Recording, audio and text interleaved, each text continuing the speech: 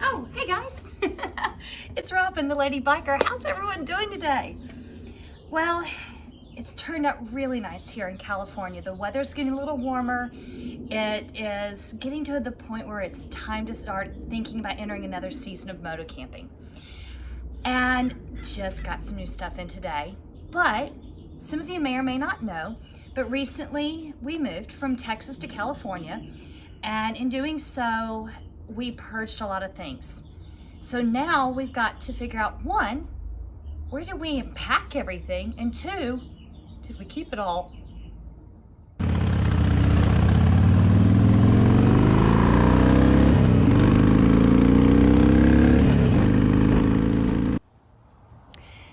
Hey guys, well, first off, welcome to my backyard.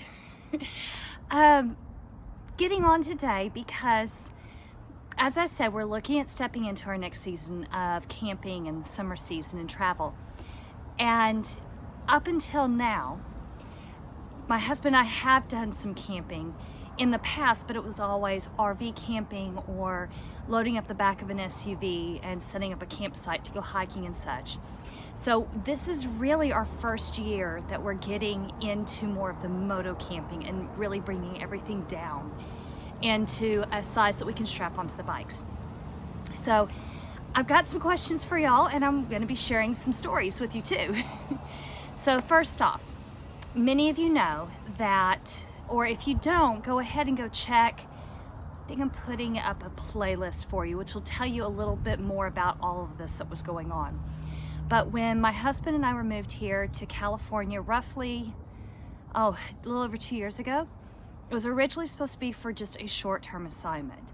Well, that assignment was extended again and again, and then finally they decided that it was time for us to be moved here permanently.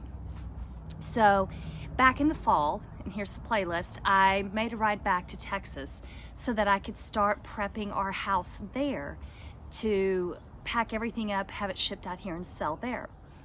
And in doing so, because all of our kids were off at college, cost of living is very different here in California than it was in Texas.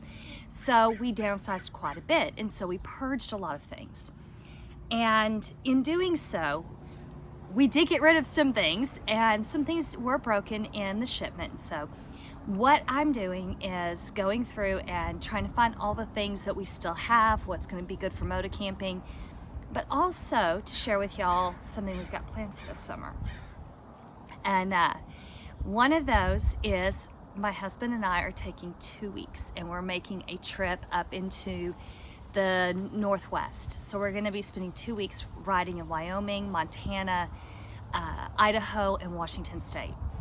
So my first question for all of you out there, those of you who have made trips up there, give me a list of, I have to go. While we're there, we have to go and see. So two of the things that we know we want to do while we're up, three things that we know that we want to do while we're up there is the whole Yellowstone and that whole area there in western Wyoming. When we get into Montana, if time allows and we can make it happen, we want to ride up to Glacier National Park. In that whole stretch, we're also heard that the Beartooth Highway is a must, that we have to go do that. But what are some other places for those of you that have ridden some great roads that are like, oh my gosh, this is amazing, that help me build my list or our list of have to go see.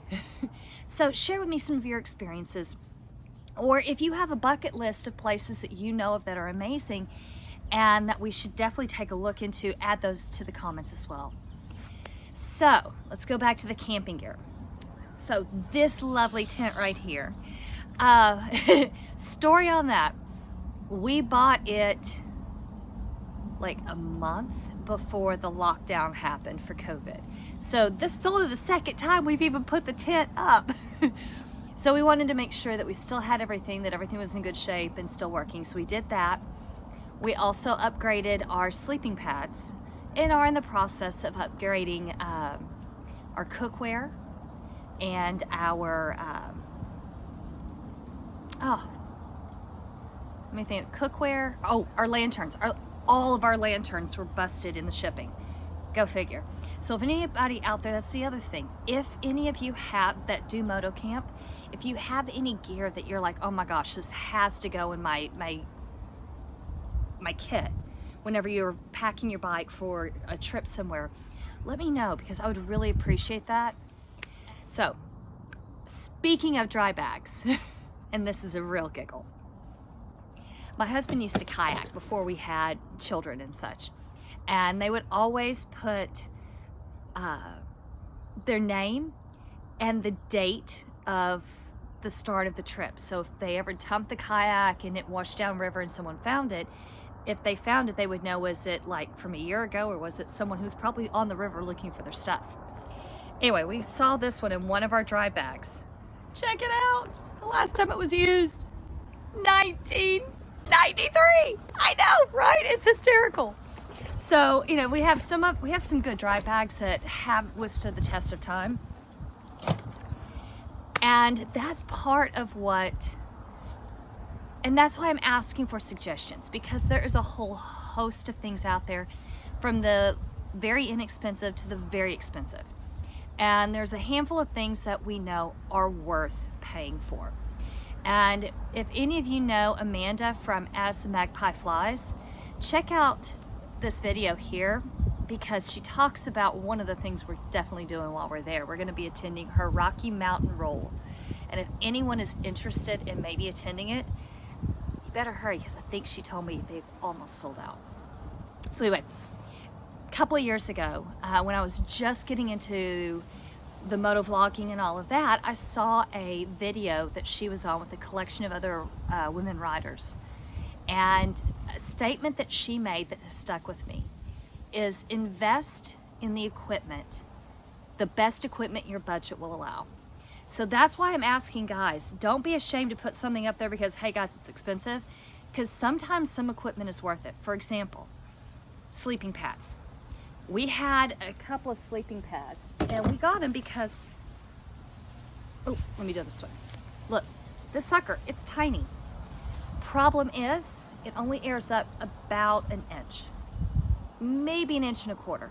And for a 2-day, 2-night thing, weekend warrior, which is most of the camping we have been doing up until this point, it was fine. But Mama used to think that roughing it was black and white television. So if we're gonna be doing this for 2 weeks, I want something comfortable to sleep on. So we did invest in some sleep pads from REI that air up to about like 4 inches, and they hold the air. So definitely that was worth the investment. So guys, if you have some great ideas and some great tools, let me know. So anyway guys, that's it for today. All I wanted to share was, one, we're making a awesome trip this summer. We're gonna have a couple of shorter ones, but that's our big, gonna be gone for like 15 days. Give me some ideas, some places either that you've wanted to go or that you've been that are must-sees. And then the other thing is, if you do moto camping, what is your gear that you absolutely love? And if it were to perish tomorrow, it would really be like, oh, that's the first thing I have to replace. And let me know, because we are looking at investing in upgrading some things, replacing some things, and help us out. Let us know if what we've got is good stuff. So guys, with that being said, let's get back on the bike, get out and ride, have fun, be safe, and I'm gonna catch y'all in the next video. Bye.